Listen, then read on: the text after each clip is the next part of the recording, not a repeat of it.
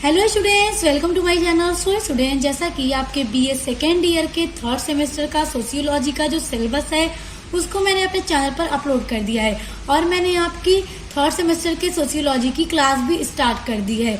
तो आज की वीडियो में आपके थर्ड सेमेस्टर सोशियोलॉजी का यूनिट नंबर 3 पढ़ने वाले हैं। और देखिए आपका यूनिट नंबर 3 क्या है।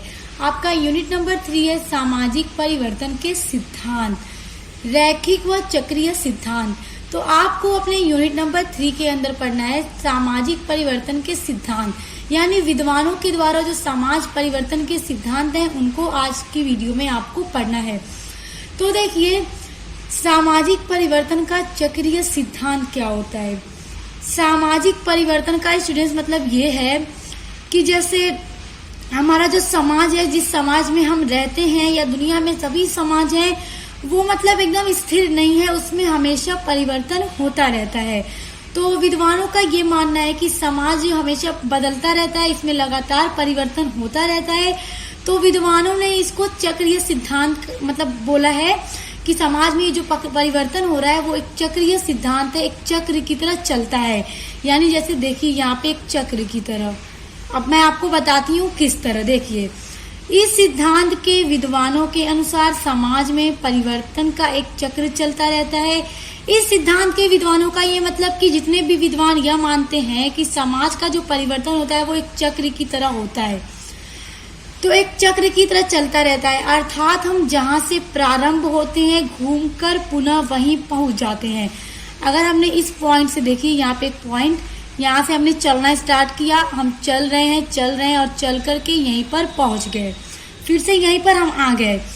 तो अर्थात हम जहाँ से प्रारंभ करते हैं फिर घूमकर वहीं पर पहुंच जाते हैं। तो ये क्या, ये एक चक्र चलता रहता है। हम चले फिर वहीं पहुंचे, फिर वहीं से स्टार्ट किया फिर वहीं पहुंचे। जैसे एक एग्जाम्पल ले लीजिए स्टूडेंट्स कि गर्मी का मौसम आया, गर्मी के बाद बरसात, बरसात के बाद जाड़े का मौसम आया और जाड़े के बाद फिर गर्मी का मौसम आ गया, फिर बरसात, फिर जाड़ा, फिर इसी तरह से क्या है, गर्मी बरसात जाड़ा आता रहता है, एक चक्र चलता रहता है। ऋतुओं का ये चक्र हमेशा चलता रहता है। तो उसी तरह से समाज का जो परिवर्तन है वो भी होता रहता है और वो एक चक्रीय सिद्धांत के द्वारा विद्वानों ने इसको प्रस्तुत किया है। तो अब देखिए जो विद्वान है जो इस परिवर्तन के चक्रीय सिद्धांत को मानते हैं, सपोर्ट किया है इस सिद्धांत को, उसमें है पहले स्प्लेंगर, पैरेटो, टाइनेबी और सोरोकिन। ये 4 विद्वान हैं जिन्होंने सामाजिक परिवर्तन को एक चक्रीय सिद्धांत के द्वारा प्रस्तुत किया है कि समाज किस तरह से परिवर्तन होता है। तो सबसे पहले स्प्लेंगर के द्वारा समझिए स्प्लेंगर का चक्रीय सिद्धांत। देखिए स्प्लेंगर जर्मनी के एक बहुत ही माने जाने बहुत ही फेमस विद्वान हैं। इन्होंने एक बुक लिखी है, उनके बुक का नाम है the decline of the west. यानी स्प्लेंगर की जो बुक है उसका नाम है the decline of the west. West का मतलब पश्चिम का डिक्लाइन होना, उनके बुक का यही नाम है। तो अपनी इस बुक में वो सामाजिक परिवर्तन का चक्रीय सिद्धांत प्रस्तुत करते हैं। यानी वो अपने बुक में सामाजिक का ये जो परिवर्तन हो रहा है उसके चक्रीय सिद्धांत को वो उस बुक में लिखते हैं, उस बुक के द्वारा हमें बताते हैं। स्प्लेंगर के अनुसार यही चक्र समाज में उत्थान व पतन तथा विनाश के रूप में देखा जाता है। यानी स्प्लेंगर का ये जो चक्र है, चक्रीय सिद्धांत है, उसमें उत्थान का ये मतलब कि समाज का आज निर्माण हुआ, समाज का विकास हो रहा है और फिर समाज का पतन हो जाएगा, फिर दूसरा समाज आएगा, उसका विकास होगा, फिर उसका भी पतन हो जाएगा, वो भी नष्ट हो जाएगा, फिर इसी तरह से ये चक्र लगातार चलता रहेगा।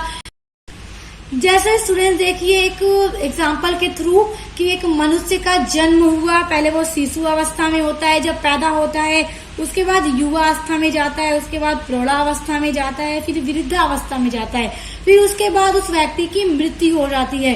तो एक फिर उसका क्या है कि पुनर्जन्म होता है, फिर वही पूरी स्थिति चलती है, यही चक्र लगातार चलता रहता है। तो ठीक उसी तरह स्प्लेंगर ने सामाजिक परिवर्तन को भी माना है कि समाज का निर्माण हुआ, विकास हुआ, फिर समाज का विनाश हो जाएगा, समाज खत्म हो जाएगा, फिर दूसरा समाज आएगा, उसका विनाश हो जाएगा, फिर तीसरा, चौथा, पांचवा, इसी तरह से ये चक्र चलता रहेगा। यानी एक बार जो समाज बन गया, डेवलप हो रहा है, इसका मतलब ये नहीं है कि वो समाज कभी नष्ट नहीं होगा, एक दिन वो नष्ट हो जाएगा। विश्व के 8 प्राचीन सभ्यताओं सभ्यताएं उत्थान, निर्माण, विकास व पतन को दर्शाया। यानी देखिए, विश्व की 8 प्राचीन सभ्यताओं का उत्थान, निर्माण व विकास पतन को दर्शाया का मतलब कि स्प्लेंगर ने विश्व की 8 प्राचीन सभ्यताओं का अध्ययन किया। उनके अध्ययन करने के बाद उन्होंने यह दर्शाया कि किस तरह से एक समाज का उत्थान होता है, फिर उस समाज का निर्माण होता है, फिर वहां पर रहन सहन, कल्चर, संस्कृति, नैतिकता सभी में विकास होता है, फिर एक दिन उसका पतन हो जाता है, उस समाज का विनाश हो जाता है, वो समाज खत्म हो जाता है, फिर दूसरा समाज आता है। तो उन्होंने जिस 8 प्राचीन सभ्यताओं का अध्ययन किया था उसमें से अरब, मिस्र, मेजियन, रूसी, पश्चिमी संस्कृति, यामा और एशियाई संस्कृति का उन्होंने अध्ययन करने के बाद इस चीज को बताया था। पश्चिमी समाजों का जो आज प्रभाव है, पश्चिमी समाजों का आज जो प्रभाव है, स्प्लेंगर ये कहते हैं कि जो पश्चिमी वेस्टर्न कंट्रीज हैं वो आज बहुत ही ज्यादा आगे हैं। वहाँ पे बड़े बड़े उद्योग धंधे हो रहे हैं, वहाँ के लोग पूंजीपति हैं, वहाँ पे नई नई टेक्नोलॉजीज डे बाय डे बढ़ती जा रही हैं। तो आज के टाइम में जितने भी पिछड़ी कंट्रीज हैं सभी वेस्टर्न कंट्रीज को ही फॉलो करती हैं, वहाँ का रहन सहन, वहाँ का जीना, वहाँ की लाइफ स्टाइल को अपनाना चाहते हैं हर कोई। तो स्प्लेंगर का यही कहना है कि जो पश्चिमी समाज इतना आगे है आज भविष्य में समाप्त हो जाएगा। यानी अब देखिए आज वो इतना आगे है, भविष्य में क्या है कि वो पश्चिमी संस्कृति, वो जो समाज है वो पूरा समाप्त हो जाएगा तथा एशियाई के पिछड़े देश आर्थिक व सैनिक शक्ति के कारण आगे बढ़ेंगे। तो फिर जो भी एशिया के पिछड़े देश हैं फिर वो आगे बढ़ेंगे, उनका दौर आएगा, वो आर्थिक व सैनिक सभी तरह की पावर शक्तियों के द्वारा आगे बढ़ेंगे और जो वेस्टर्न कंट्रीज हैं वो उनका समाप्ति का दौर आ जाएगा, वो समाप्त हो जाएंगी और एशिया के पिछड़े देश आगे बढ़ जाएंगे। तो इसी तरह स्प्लेंगर का जो चक्रीय सिद्धांत है वो इसके द्वारा यही बताना चाहते हैं कि हर समाज को आगे बढ़ने का मौका मिलेगा। एक आएगा आगे बढ़ेगा समाप्त हो जाएगा, दूसरा आएगा आगे बढ़ेगा समाप्त हो जाएगा और लगातार ये परिवर्तन होता रहेगा, ये चक्र चलता रहेगा। और समाज का यही परिवर्तन सिद्धांत है जिन्होंने अपने book the decline of the west में प्रस्तुत किया है। अब आ जाइए टायनबी का चक्रीय सिद्धांत। तो देखिए टायनबी अब अपने मतलब कि क्या बताना चाहते हैं चक्रीय सिद्धांत के बारे में। तो देखिए टायनबी जो है वो इंग्लैंड के बहुत ही विद्वान इतिहासकार रहे हैं। वह अपनी पुस्तक स्टडी ऑफ हिस्ट्री में सामाजिक परिवर्तन का चुनौती और प्रत्युत्तर का सिद्धांत प्रस्तुत किया है। देखिए टायनबी की एक बुक है स्टडी ऑफ हिस्ट्री। उन्होंने अपने इस बुक में, ये बुक क्या है कि एक इतिहास का अध्ययन। तो इस बुक में उन्होंने सामाजिक परिवर्तन के बारे में बताया है कि जो सामाजिक परिवर्तन है वो चुनौती और प्रत्युत्तर के सिद्धांत को प्रस्तुत किया है कि मनुष्य के सामने अपने समाज को स्थापित करने के लिए, अपने समाज का निर्माण करने के लिए 2 तरह की चुनौती होती है। क्या चुनौती होती है? एक होती है भौगोलिक चुनौती तथा दूसरी होती है सामाजिक चुनौती। देखिए उनका कथन है कि प्रत्येक सभ्यता को प्रकृति तथा मानव द्वारा चुनौती दी जाती है। यानी कि प्रकृति हर मानव को चुनौती देती है, उसके सामने 2 प्रकार की चुनौतियां खड़ी होती हैं। पहली चुनौती मैंने अभी आपको बताया कि भौगोलिक चुनौती होती है कि वह किस तरह से एक स्थान पर अपने समाज का निर्माण करेगा।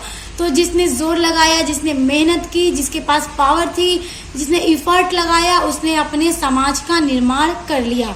तो उसकी एक चुनौती हो गई कि उसने चुनौती का प्रत्युत्तर दे दिया, यानी उत्तर दे दिया और चुनौती का अपने समाज का, अपनी सभ्यता का निर्माण कर लिया। अब समाज का निर्माण करने के बाद प्रकृति द्वारा उसे दूसरी चुनौती दी जाती है, सामाजिक चुनौती।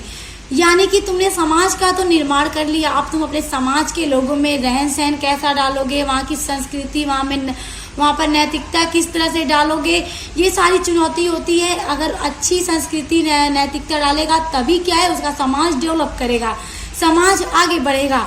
तो जिस मनुष्य के अंदर मतलब पावर थी, शक्ति थी, मेहनत की, योग्यताओं से अपनी कुशलता के साथ उसने अपने सभ्यता के अंदर इन सब चीज़ों को भी डाल लिया। तो उसने अपने भौगोलिक और सामाजिक दोनों चुनौती का सामना किया, उसका उत्तर दिया। तो देखिए वो अपने बुक में यही तो कहते हैं, चुनौती तथा प्रत्युत्तर की पहली चुनौती होती है मनुष्य के सामने, और अपने चुनौती अपने मेहनत के साथ उस चुनौती को उत्तर देते हुए आगे बढ़ता है। टायनबी ने संसार को 21 सभ्यता का अध्ययन करके बताया है कि प्रत्येक समाज निर्माण और विनाश तथा संगठन और विघटन से होकर गुजरते हैं। यानी टायनबी ने 21 सभ्यता का अध्ययन किया है। 21 सभ्यता का अध्ययन करने के बाद उन्होंने यही बताया कि समाज का पहले क्या है, निर्माण होता है, तो उसके पास चुनौती होती है, चुनौतियों का उत्तर देते हुए वह आगे बढ़ता है और अपने समाज का निर्माण कर लेता है। उसके बाद फिर उसके समाज का विनाश हो जाता है, और ठीक उसी तरह ये चक्र लगातार संसार में चलता रहता है। समाज आया, लोगों ने चुनौती का सामना किया, निर्माण किया, संस्कृति बनाई अच्छी, अपने समाज को विकास पर ले गए, समाज का विकास किया, फिर आ जाता है डिक्लाइन स्टेज में, समाज का विनाश हो जाता है। फिर दूसरे को मौका मिलता है, फिर वो आता है अब जो मतलब पावरफुल है, जो शक्तिशाली है, जो मजबूत है, उसने सामना किया चुनौतियों का और निर्माण कर लिया। जिसके जो मेहनत न कर सका, जिसने सामना नहीं कर लिया, वो नष्ट हो गया। तो इसी तरह ये उसके समाज का निर्माण होता है, विनाश होता है, और प्रत्येक समाज का विघटन होता है। प्रत्येक समाज इस स्थिति से होकर ही गुजरता है। अब देखिए, सिंधु और नील नदी की घाटियों में लोगों ने चुनौती प्रत्युत्तर दिया। यानी कि अब टायनबी के द्वारा ये कहा जा रहा है कि सिंधु और नील नदी के घाटियों के जो लोग थे, उन्होंने अपनी चुनौती का प्रत्युत्तर दिया, यानी अपनी चुनौती जो उनके सामने खड़ी थी उसका उत्तर देते हुए आगे बढ़े और अपनी सभ्यता का निर्माण किया। वहाँ पे संस्कृति डाली, हर तरह से उन्होंने चुनौती से लड़ लिया और अपनी चुनौती का उत्तर देते हुए आगे बढ़ गए। अतः वहां से महान सभ्यता पनपती। यानी वहां पे क्या हुआ, महान सभ्यता पनपती। जैसे सिंधु नदी सभ्यता आप लोगों ने हिस्ट्री में पढ़ा होगा, नील नदी की सभ्यता है, तो क्या है कि लोगों ने चुनौती का सामना किया, तभी जाकर वहां पर बसे और महान सभ्यता का निर्माण किया। किंतु गंगा और बोलगा नदी घाटियों में ऐसा नहीं हुआ, क्योंकि वहां के लोगों ने चुनौती का उत्तर नहीं दिया और वहां पे इस तरह का नहीं हुआ। जबकि सिंधु और नील नदी के घाटियों के लोगों ने चुनौती का उत्तर दिया और महान सभ्यता का निर्माण किया। तो टायनबी का जो चक्रीय सिद्धांत है उसके द्वारा यही बताते हैं कि प्रत्येक मनुष्य के सामने चुनौती होती है, वो उसका उत्तर देते हुए आगे बढ़ता है, समाज का निर्माण करता है, उसके समाज का विकास होता है और फिर जाकर उसके समाज का विनाश हो जाता है। और इसी तरह ये चक्र लगातार चलता रहता है। समाज आता है, आगे बढ़ता है, विनाश होता है, फिर दूसरा समाज आगे आता है, बढ़ता है, विनाश होता है। यही चक्र लगातार चलता रहता है। अब आ जाइए पेरेटो का चक्रीय सिद्धांत। अब देखिए, पेरेटो अपने चक्र किस तरह से अपना चक्रीय सिद्धांत देते हैं। इटालियन विद्वान विल्फ्रेडो पेरेटो ने अपनी पुस्तक माइंड एंड सोसाइटी में सामाजिक परिवर्तन के अभिजात वर्ग परिभ्रमण का सिद्धांत प्रस्तुत किया है। यानी इटालियन के ये विद्वान हैं पेरेटो, जिनकी एक बहुत ही प्रसिद्ध बुक है mind and society. Mind and society में उन्होंने सामाजिक परिवर्तन का जो ये सिद्धांत है, उसमें उन्होंने अभिजात वर्ग परिभ्रमण का सिद्धांत दिया है। अभिजात वर्ग उन्होंने किनको माना है, देखिए, उनका कथन है कि समाज में मुख्यतः दो वर्ग होते हैं, उच्च वर्ग और निम्न वर्ग। अब इन्हीं दो वर्गों को लेते हुए अपने बुक में एक्सप्लेन करते हुए वो लिखते हैं कि उन्होंने इन्हीं दो मतलब कि वर्ग को माना है कि समाज में दो तरह का वर्ग होता है। पहला क्या है, ऊंचा वर्ग, और दूसरा क्या है, नीचा वर्ग यानी निम्न वर्ग। तो उन्होंने ऊंचे वर्ग को ही अभिजात वर्ग माना है। इसलिए माना है क्योंकि देखिए, जो उच्च वर्ग के लोग हैं वो अपने विशाल पूर्ण जीवन में बिजी होते हैं, क्योंकि काफ़ी हाई फाई लोग होते हैं। उच्च वर्ग के लोग, काफ़ी आर्थिक स्थिति अच्छी होती है, काफ़ी ज़्यादा पैसा होता है, तो hi fi standard life style वो अपनी ज़िंदगी गुजारते हैं और इसी भ्रष्ट में एकदम बिजी होते हैं। एकदम उनके अंदर इस बात का घमंड होता है कि हम बहुत ऊंचे हैं, और यही जो घमंड है उन्हें नीचे लेकर जाने लगता है। यानी वो मेहनत तो नहीं करते, वो बस ये सोचते हैं भाई हम तो ऊंचे ही हैं। तो यही जो उनके अंदर का घमंड होता है उन्हें नीचे धीरे धीरे डाउन लेकर होने लगता है। यही जो उनका घमंड है। तो उन्होंने उच्च वर्ग के लोगों को ही अभिजात वर्ग के लोग माना है कि यही उच्च वर्ग अभिजात होते हैं। और जो निम्न वर्ग के लोग होते हैं वो ये सोचते हैं हम निम्न वर्ग के हैं, हमें आगे बढ़ना है, हमें भी ऊंचा बनना है, हमें भी अभिजात वर्ग की तरफ बढ़ना है।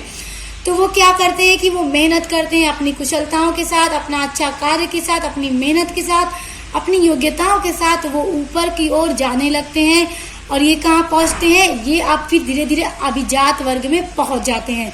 और ये उच्च वर्ग से इतना घमंड था इनको, ये धीरे धीरे नीचे चले जाते हैं, ये निम्न वर्ग में चले जाते हैं, और निम्न वर्ग वाले में ऊपर उठ जाते हैं, अभिजात वर्ग में ये शामिल हो जाते हैं। तो पैरेटो का जो चक्रीय सिद्धांत है उसमें बस ये इतना ही कहते हैं कि जो उच्च वर्ग के लोग हैं वो मतलब नीचे की ओर चले जाते हैं अपने घमंड के कारण, और निम्न वर्ग के लोग अपनी मेहनत, अपनी योग्यता के कारण ऊपर चले जाते हैं और अभिजात वर्ग में शामिल हो जाते हैं। आप देखिए सोरोकिन का सांस्कृतिक गतिशीलता का सिद्धांत। सोरोकिन ने सांस्कृतिक गतिशीलता का सिद्धांत दिया है सामाजिक परिवर्तन के ऊपर। सोरोकिन ने अपनी पुस्तक सोशल एंड कल्चरल डायनेमिक्स में सामाजिक परिवर्तन का सांस्कृतिक गतिशीलता का सिद्धांत प्रस्तुत किया है। सोरोकिन की एक बहुत ही फेमस बुक है सोशल एंड कल्चरल डायनेमिक्स। अब इस बुक में वो सामाजिक परिवर्तन का सांस्कृतिक गतिशीलता का सिद्धांत प्रस्तुत करते हैं। इन्होंने संस्कृति के दो मुख्य प्रकारों चेतात्मक व भावात्मक संस्कृति का वर्णन किया है। सोरोकिन का जो सिद्धांत है गतिशीलता का सिद्धांत, उसमें उन्होंने दो प्रकार के संस्कृति का वर्णन किया है। पहली संस्कृति चेतात्मक और दूसरी भावात्मक संस्कृति। और उनका कहना है कि यही दो जो संस्कृति है इन्हीं पर पूरा समाज घूमता रहता है। समाज में यही दो संस्कृति घूमती रहती है, एक चेतात्मक और दूसरी भावात्मक। और इन्हीं दो संस्कृति के ऊपर वो अपना सिद्धांत देते हैं कि समाज में ये गतिशीलता हमेशा होती रहती है, ये संस्कृति की गतिशीलता। यानी कि आज एक समाज में चेतात्मक संस्कृति है, दूसरे समाज में भावात्मक संस्कृति है, तो समाज बढ़ता गया। और देखिए ये मतलब जो चक्रीय सिद्धांत है वो चलता रहता है। यानी जो सिद्धांत वो दे रहे हैं उसके थ्रू वो ये बता रहे हैं कि जिस समाज में चेतात्मक संस्कृति है उसका चक्रीय सिद्धांत घूमता रहता है और वो भावात्मक की ओर बढ़ जाता है। और जिस समाज में भावात्मक संस्कृति है तो उनका जब चक्रीय सिद्धांत घूमता है तो वो भावात्मक से चेतनात्मक संस्कृति की तरफ बढ़ते हैं, और चेतनात्मक संस्कृति जिन भी समाज में है वो लोग भावात्मक संस्कृति की तरफ बढ़ते हैं। कहने का यही मतलब है कि ये जो साइकिल है, यानी कि देखिए आप देखिएगा, चलिए देखिए यहाँ पर है एक समाज, वो मतलब बढ़ता कहाँ जाता है कि उसके अंदर आ जाती है भावात्मक संस्कृति है, और एक समाज है उसके अंदर क्या है चेतनात्मक संस्कृति है। देखिए चेतनात्मक है और इसके अंदर भावात्मक है। तो एक यहाँ पर और एक पॉइंट है, देखिए कि जो समाज है एक समाज इस पर घूमता है तो एक इस पर घूमता है, और फिर दोनों समाजों में यानी जितने भी समाज है उनमें एक और बिंदु आता है आदर्शनात्मक। यहाँ पर देखिए आदर्शनात्मक संस्कृति की अवधारणा सोरोकिन ने संस्कृति के परिवर्तन का कारण प्राकृतिक और आंतरिक नियमों को माना है। यानी स्टूडेंट जो समाज भावात्मक संस्कृति पर घूमता है और जो समाज चेतनात्मक संस्कृति पर घूमता है तो इनमें ये परिवर्तन हमेशा लगातार होता रहता है। आज इस समाज में चेतनात्मक है तो इसका चक्र ये घूमता रहेगा, और इसमें भावात्मक आ सकता है, इसमें भावात्मक है तो इसमें चेतनात्मक आ सकता है। तो जब ये चीजें बदलती हैं यहाँ से यहाँ जब पहुँचती हैं तो सभी समाजों में यहाँ पर आ जाता है आदर्शनात्मक संस्कृति।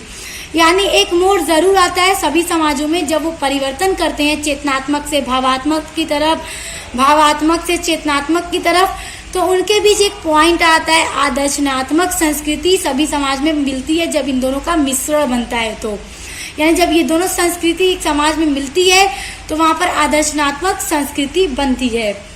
सोरोकिन ने कहा है कि 20वीं सदी की पश्चिमी सभ्यता चेतनात्मक संस्कृति का चरम सीमा पर पहुंच गई है। देखिए सोरोकिन ने 20वीं सदी की जो पश्चिमी सभ्यता है, वेस्टर्न कल्चर जो है, तो वो चेतनात्मक संस्कृति की चरम सीमा पर पहुंच गई है, वह पुनः भावात्मक संस्कृति की तरफ लौटेगी। यानी अब देखिए वो चेतनात्मक संस्कृति की सीमा तक पहुंच गई है लेकिन दोबारा कहाँ वो लौटेगी, भावात्मक संस्कृति की तरफ लौटेगी। यानी ये जो सांस्कृतिक गतिशीलता का सिद्धांत है वो लगातार चलता रहेगा उनमें परिवर्तन होता रहेगा, भावात्मक से चेतनात्मक की तरफ, चेतनात्मक से भावात्मक की तरफ। तो स्टूडेंट सोरोकिन का ये सिद्धांत आई होप कि आपको समझ में आ गया होगा। तो आज की वीडियो में आपने स्प्लेंगर, टायनबी और पैरेटो और सोरोकिन का सिद्धांत पढ़ा एंड आई होप कि आपको ये चारों सिद्धांत बहुत अच्छे से समझ में आ गया होगा। सो स्टूडेंट्स देखिए, जो आपका यूनिट नंबर 3 है उसमें आपको सामाजिक परिवर्तन का सिद्धांत पढ़ना था। तो आज की वीडियो में आपने चक्रीय सिद्धांत को पढ़ लिया। अब बच गया आपका रैखिक सिद्धांत, तो इसको हम नेक्स्ट वीडियो में कवर करेंगे। तो इसके लिए आप चैनल को सब्सक्राइब करके बेल आइकन को प्रेस कर लीजिए ताकि आपके सिलेबस की, आपके यूनिट की जो भी इंपॉर्टेंट वीडियोस हैं आपको सबसे पहले देखने को मिले। तो अब मिलते हैं नेक्स्ट वीडियो के साथ।